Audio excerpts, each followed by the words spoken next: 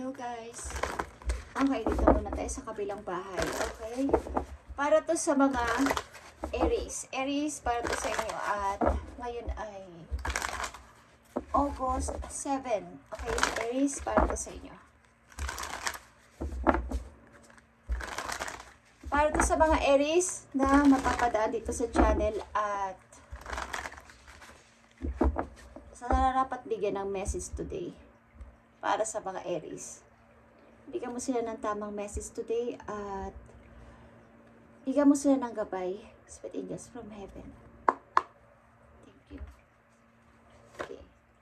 Ang unang message sa inyo, Aries, ay release your blocks. Okay. Release your blocks. Lahat ng nag-hold sa inyo sa nakaraan, i-release nyo yan at magpatuloy sa buhay. At ito ay first quarter moon in Scorpio.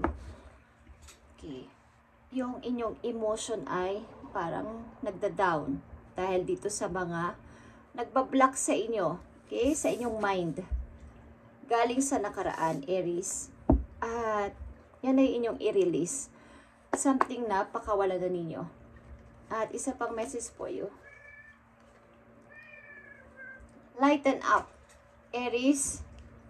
Okay, dito lighten up. At wait lang guys, may kumakatok. Ang aking pusa ay kumakatok.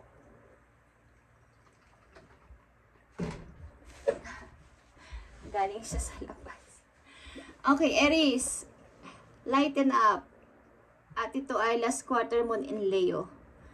Para to sa inyong uling pagsikat after nitong inyong pagre-release galing sa past is kapag yan ay nagawa ninyo ng tuloy-tuloy is something na kayo ay aangat ulit at sisikat. Okay? Ito ay water and fire sign. Nandito yung water and fire na nag-aagawan sa inyo, yung emotion nyo at ang inyong desire. Okay? Sa inyong pag-release dito sa galing sa nakaraan at pag hindi na dito pagbabalik is papunta na to sa inyong mga hinahangad sa buhay, ang inyong target, ang inyong goals is tuloy-tuloy na itong mangyayari sa inyo, okay, Aries. At titingnan natin ang inyong current situation. Okay.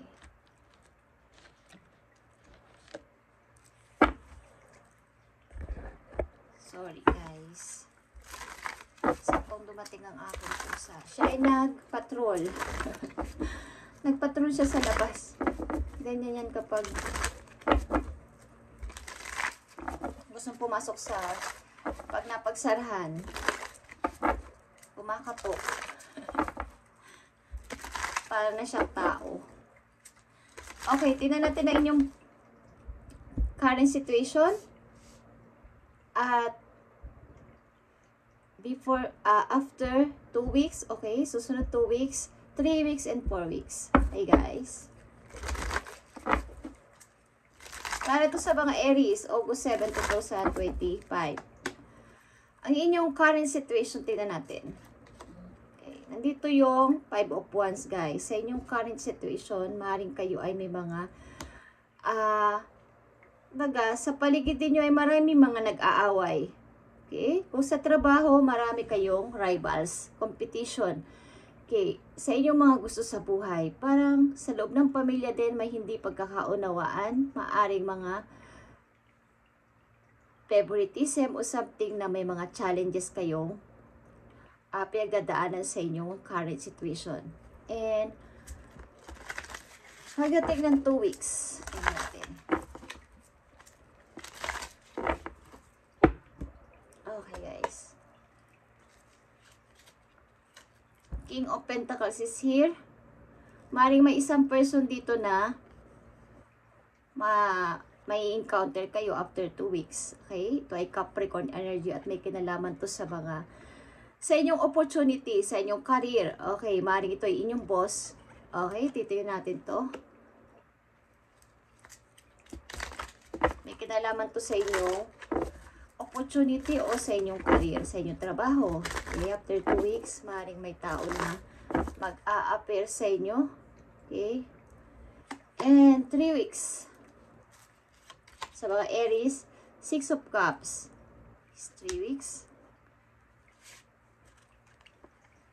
Andito yung inyong pagkami sa mga taong inyong mga naging kasama sa buhay na ngayon ay inyong parang hindi niyo nakasama. Kung kayo'y nasa pamilya niya, mayroon kayo asawa at anak na is, malayo kayo sa mga tao na to. At ito inyong namimiss. Gusto niyo makabanding again. At maaaring ito rin ang inyong inner child. Gusto niyo sa loob ng after 3 weeks, maaaring kayo ay medyo maglalaylo. Okay? Magpapahinga. Something na gusto niyo munang mag-relax. Okay? At magbalik tanaw sa mga inyong nakaraan. Okay guys. Sa inyong current situation, maaaring may mga challenges kayong hinaharap at sa trabaho, maraming kompetensya. Sa pamilya, maaaring may mga nag-aaway-away, but minor lang naman. May mga hindi pagkakaintindihan at something na may mga favoritism. Okay. At after 4 weeks, okay guys, after nito, sa 3 weeks ninyo na to is, unti-unti kayong parang nagiging masaya. Okay? Titignan natin kung ba't kayo nagiging masaya at kailangan ninyong mag-relax. Okay? After 2 weeks at 4 weeks dito, maaaring katapusan ng August, is ang saya-saya ng puso ninyo. Maaaring mayroon din ditong reunion, guys, na mangyayari. May bonding, something. At maaaring masasabi nyo na ito na yung pinakamasaya nangyari sa buhay ko o sa month na to. Okay? Bagamat sa inyong current situation sa ngayong araw na to, ngayong linggo na to is maaaring kayo ay may mga challenges na hinaharap. Unti-unti is may mga magagandang mangyayari sa inyo ngayong August. Okay? August, September. Kasi August na ngayon guys. Okay? Tingnan natin to guys. Sa mga Aries ito, tingnan natin ang inyong message today na maaari ninyong dapat na malaman. Dapat ninyong malaman guys. Nasa kabilang bahay kasi ang aking sa nating table. At hindi ko dito madadala yun. Kaya, ganito ulit yung setting. Okay? But, samantala lang naman. Okay, Aries. Dito sa 5 of Wands is, titignan natin ang inyong current situation. Sa mga Aries, 5 of Wands is, okay, nakikita nyo itong Hierophant. Like I said, may mga usapin kayo sa family. Maaring, may mga hindi pagkakasunduan sa loob ng pamilya, guys. Hierophant and 5 of Wands is here. May mga dapat na asikasuhin at pag-usapan ng maayos para hindi na to lumala o mapunta sa tuluyang paghiwa-hiwalay ninyo o pag-aaway ninyo ng mas malala pa dito. Sapagkat ito ay, katulad na sinabi ko, minor na mga awayan. Ito ay family issue. Okay? Sa inyong challenges, sa inyong current situation ay maaaring may konti-konti problema sa family. At after 2 weeks, tingnan natin to guys. Nandito ang King of Pentacles. Sa inyo itong opportunity maybe or what? Tingnan natin. Aries, King of Pentacles is here. Sa mga Aries, ano ang gusto mong sabihin sa King of Pentacles? Information dito. 9 of Swords.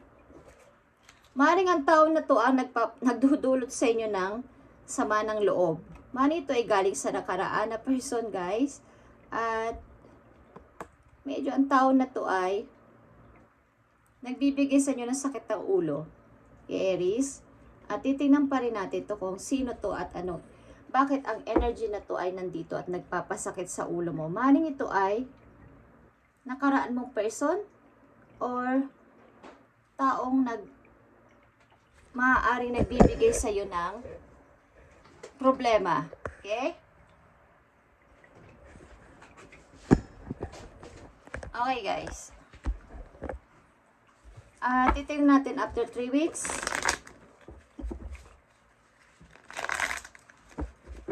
Para sa mga Aries. Nandito ang 6 of Cups, guys, sa inyo. At ito ay maring sa kalagitnaan ng September, guys, is Meron kayong mga mamimiss o meron kayong gustong makita o makasama ulit o makabanding ulit at gusto nyo ulit maramdaman yon. Okay, tignan natin tong 6 of Cups, guys. Sa mga Aries. Isang person na maaaring lumayo sa'yo. Gusto mo ulit makabanding ang tao na to. Aries, isang person na mahinahal mo o mahal mo pa din hanggang ngayon. Maaaring may anak ka sa person na to, Aries, at maaaring may kanya-kanya na kayong buhay or may umalis dito at namimiss mo ang person na to.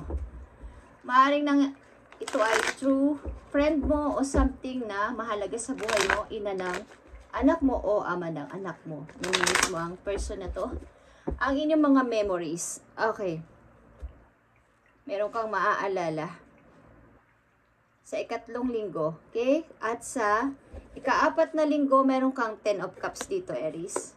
Tignan natin to. Bakit ka masaya? Masaya ang puso mo dito. Yeah. Masaya ang puso mo sapagkat ikaw ay umaangat sa money o biglang tataas ang iyong kita or tataas ang iyong ipon, maaring dahil din sa iyong pagsisikap o sa iyong sobrang pag-overtime, pagtatrabaho is medyo nakikita mo yung pagtaas ng iyong pera. Okay? Bandang katapusan to ng September. At mga opportunity din is mag-a-appear sa inyo, guys. Andito ang Wheel of Fortune, Aries. Something na mga good opportunities parating sa ito ay inyong paghandaan. Message mo pa sa mga Aries na nandito sa reading o bibigyan mo ng mensahe.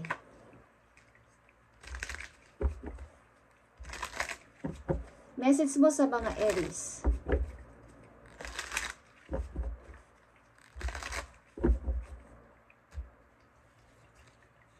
Mukhang may isang tao dito na nagpapasakit ng ulo mo o hindi ka mapagkatulog dahil naaalala mo siya. Or ang ilan sa inyo dito ay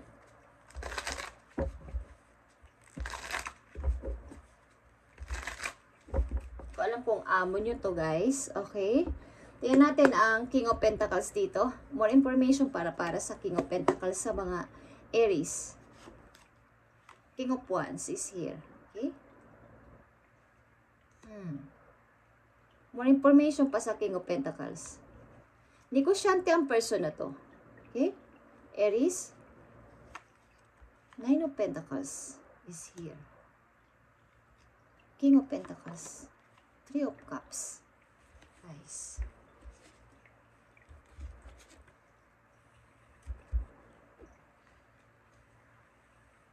Di ko alam, guys, kung ito ay inyong boss at parang may mga hindi pagkakaunawaan sa inyong trabaho at maaaring may new kayong pinag-iisipan na maaaring ito yung parang hinihintay ninyo, okay, na maaaring mas maganda ang kitaan dito sa bagong person na nag-aalok sa inyo ng bagong trabaho. Okay. Bakit ganito ang nararamdaman ng mga Aries? Andito ang 9 of Swords. Bakit ganito ang nararamdaman ng mga Aries? 9 of Swords is here. 6 of Pentacles is here. King of Wands again is here. Queen of Swords is here.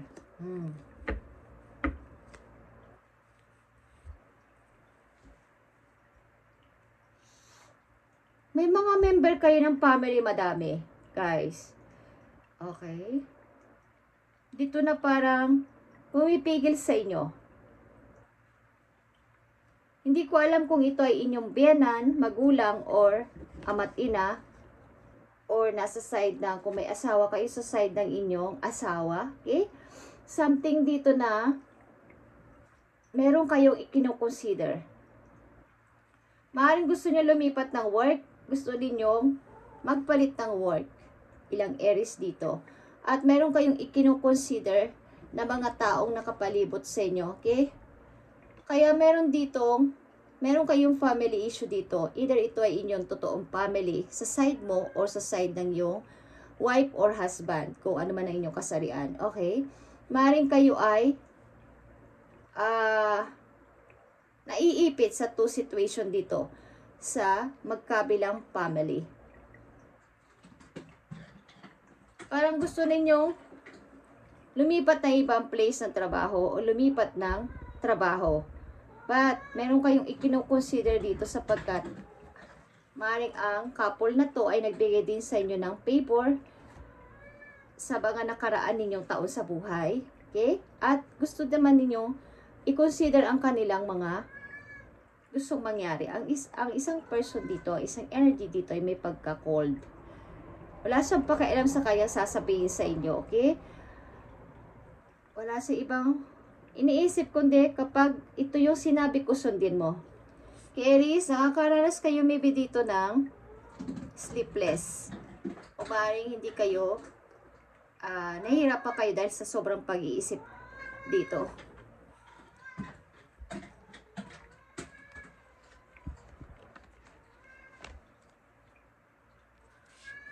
Nandito ang release your blocks and lighten up. Sa una ninyong message na i-release na yung mga nag-hold sa inyo galing sa past. Hindi ko alam kung inyong naaalala pa din ang taong inyong nakahiwalayan, guys. At maaaring gusto nyo rin, ilang Aries dito ay gusto ninyong lalong madaling panahon, gusto nyo lumipat with him or with her sa ibang lugar para sa isang mapayapang lugar. Okay, ilan sa inyo? Kaya ang ilan sa inyo dito ay nagtitiis, mag-overtime, something na nag-iipon para sa muling pagbuo ng masayang pamilya o mabuo ulit itong masayang pamilya na to na aking ipinundar o aking ibinild. Okay? But, sad to say, meron kayo ditong ikino-consider na two family, two situation, at nahihirapan kayo. Okay. At takot mag-decide. Okay, guys. Takot kayo mag-decide. Titingnan natin to, guys. Something na kayo ay mapagtiis. Pipil ko dito. Mapagtiis kayo sa inyong sitwasyon, Aries.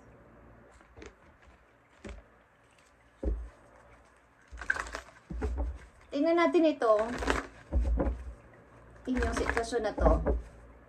Sa mga Aries, I need message for Aries. Ano ang dapat nilang gawin sa naranasan sa kasalukuyan?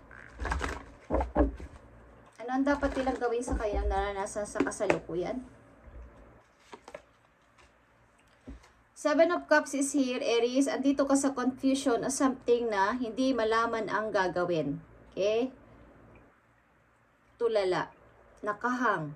Ano ba ang dapat kong piliin? Okay, Aries. Ano pa ang dapat malaman ng mga Aries sa kailang sitwasyon? Okay, 5 of Coins is here. Nakakaisip ang ilan sa inyo na imo na lang ang tao na to kung kayo may kasama sa buhay na parang nakakonsider kasi sa kinukonsidera nyo ang damdamin ng both na family dito, maring magulang nyo o biyanan nyo, something. At gusto nyo na lang itakas ang inyong anak dito, isama sa inyong paglayo. But may kakulangan kayo sa money, kakulangan sa budget. King of Cups is here. Okay. Bilang isang ama o ina, is meron kayong malungkot na maaring kalooban this time.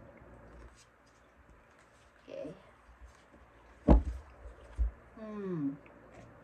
Something na kayo ay mag-isa minsan umiinom, mag-isa nagmumuni-muni at wala yung partner ninyo, okay?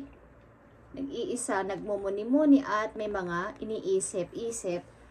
At naapektuhan ng inyong emotion dito, Aries. Something apektado ang inyong emotion. Tingnan natin ang inyong message, Aries. Maaaring sa inyong trabaho kayo ay nasusuffocate na dito. May mga involved sa inyo dito, mga matataas na person. Sakti ba nga boss nyo, guys? Tatlo ang but ikinukonsider ninyo ang binigay sa inyong favor maybe na mga tao na to kaya hindi kayo dito makaalis. But may isa ditong energy na kayo ay inaalok maybe ng bagong work. Ito ay parang good news para sa'yo. Okay, at malaki din ang kitaan dito. Okay. Message mo sa mga Aries. Message mo sa mga Aries. Thank you, Spirit. Aries, andito ang dragonfly at ito ay tutubi. Okay, adaptability. Adaptability, okay? The dragonfly is a symbol of light and change. It is reminding you to bring a big more lightness and joy into your life.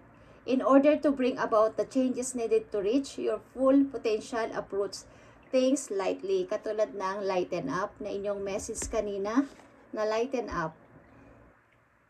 Katulad ng isang lion. Okay guys, ito ay last quarter moon in Leo is something na kayo ay mag-roar.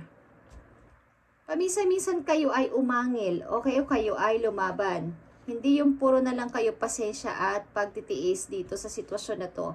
Maaaring kayo ay mapagtiis at itong mga side na to ng inyong family ay inyong ikinoconsider ang kanilang damdamin bagamat kayo ay nagsasakripisyo. Okay.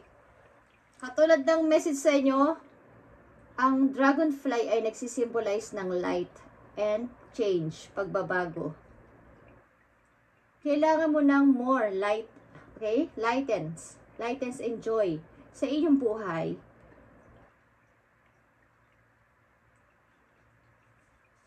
Maaring subsub kayo sa pagtatrabaho para sa mabigay ninyo kumbaga yung ma-reach ninyo yung gusto ng inyong family. Ito man ay asawa nyo o sa pamilya, kung kayo nasulog ng isang pamilya na malaki, is halos kayo wala ng tulog. Guys, nakikita nyo ba ang image na ito na gutay-gutay ng kanyang damit dito? Parang hindi na siya nakakabili ng sarili niyang gusto, yung mga gusto niya. Hindi naman lang niya itinitreat o sa kanyang sarili dahil sa pagsasacrifice sa buhay. Hindi naman masama yung guys. Kaya lang, bigyan ninyo ng limitasyon. Okay? Isipin nyo rin pamisa-misa na inyong sarili sapagkat kayo ay, kahit siguro ang edad ninyo ay ganun lang is, parang ang tingin sa inyo ng iba ay para ka nang namamatured. Mas matanda ka pa sa edad mo. Pero hindi nila yung sinasabi sa'yo. Okay, Aries. At dinadaan mo to sa inom. Minsan, ilan sa inyo.